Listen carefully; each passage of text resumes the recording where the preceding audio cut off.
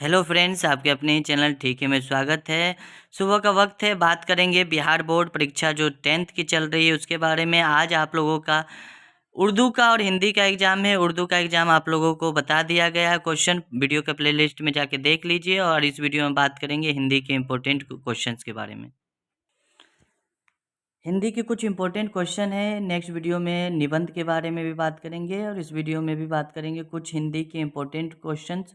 अगर आप अच्छे से लिखते हैं तो हिंदी में स्कोरिंग मार्क्स आ सकता है आपका बेहतरीन। बहुत सारे बच्चों का देखा गया हिंदी में 85 19 लाए हैं, जिसके कारण से उनका जो एवरेज है वो काफ़ी अच्छा रहा है, डिवीजन भी अच्छी रही है।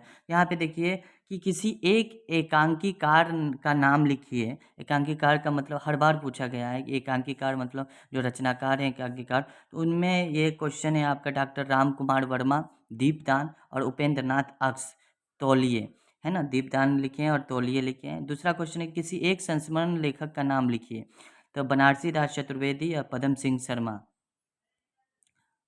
अगला है हमारा क्वेश्चन कि क्या भूलूं क्या याद करूं किस विधा पर आधारित रचना है। तो ये आत्मकथा विधा पर आधारित रचना है।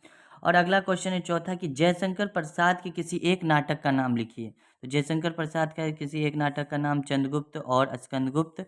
जयशंकर प्रसाद के दो ऐतिहासिक नाटक हैं, ठीक है। याद रखिएगा जयशंकर प्रसाद के दो नाटक चंद्रगुप्त और स्कंदगुप्त। अगला क्वेश्चन है, पांचवा क्वेश्चन है कि मेरी तिब्बत यात्रा के लेखक का नाम लिखिए। मेरी तिब्बत यात्रा के लेखक राहुल संक्रियतान हैं और ये लगभग हर बार पूछी गई है। छठा क्वेश्चन है कि रीतिकाल की प्रमुख प्रवृत्तियां या विशेषताओं पर संक्षेप में प्रकाश डालिए। 2 नंबर का पूछा जाता है। तो रीतिकाल की प्रमुख कृतियां या प्रवृत्तियां विशेषताएं इस प्रकार हैं। पहला है कि रीति या लक्षण ग्रंथों की रचना है।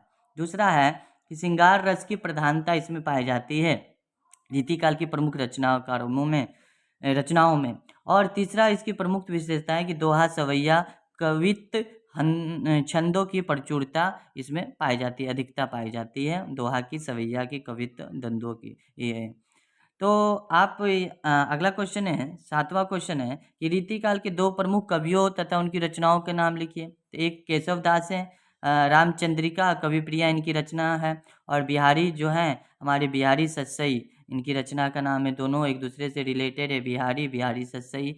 याद करने में कोई ज़्यादा दिक्कत होने वाली है नहीं। अगर बच्चे जेन्युइन कुछ सीरियस होके कुछ गंभीर होके अगर पढ़ लें तो मैट्रिक के एग्ज़ाम में वो 400 प्लस लाने में कोई कठिनाई होने वाली है नहीं, जिस तरह का क्वेश्चन आ रहा है। छायावाद की दो प्रमुख विशेषताएं लिखिए। तो छायावाद युग के काव्य की प्रमुख विशेषताएं इस प्रकार हैं। पहला, इसमें प्रेम सौंदर्य का चित्रण होता है। दूसरा, कि प्रकृति का मानवीकरण होता है, रहस्यवादी भावनाएं होती हैं। ये छायावाद के प्रमुख विशेषताएं हैं। अगला क्वेश्चन है कि छायावाद युग के दो कवियों का नाम लिखें। छाया युग के कवियों के दो नाम हैं, जयशंकर प्रसाद जिनकी रचना है कामयानी और आंसू। महादेवी वर्मा है छायावादी युग के दो कवि, इनकी रचना है यामा और दीपशिखा, है ना। और अंतिम क्वेश्चन है हमारा कि प्रयोगवाद कविता की किन्हीं दो विशेषताओं का उल्लेख कीजिए। तो ये प्रयोगवादी कविता की दो विशेषताएं इस प्रकार है कि नवीन बिंब एवं नवीन प्रतीकों का मोह। इनमें नए नए बिंब और नए प्रतीक ली जाती है। कुंठा और निराशा का स्वर और मुक्तक शैली का प्रयोग किया जाता है। तो ये 10 क्वेश्चन था। अब बात करें कि निबंध किस तरह का पूछा जाता है, किस पर निबंध आ सकता है इस बार की। तो इस बार निबंध आने की पूरी संभावना जो है वो है प्रदूषण की समस्या तथा समाधान, भ्रष्टाचार एक समस्या, कोरोना वायरस, जनसंख्या वृद्धि, विज्ञान वरदान या अभिशाप। और एक्स्ट्रा में बात करें तो पर्यावरण पे भी आ सकती है ना।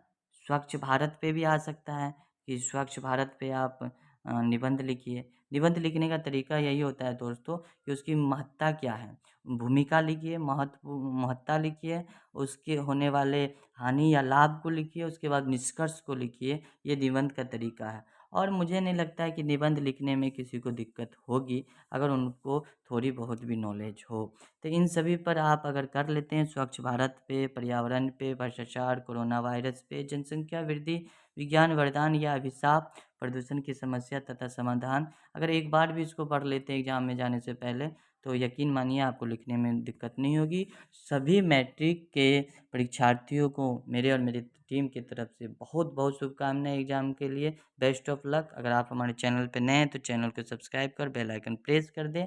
आने वाले दिनों में यहाँ 10th और 11th 12th की पढ़ाई होने वाली है।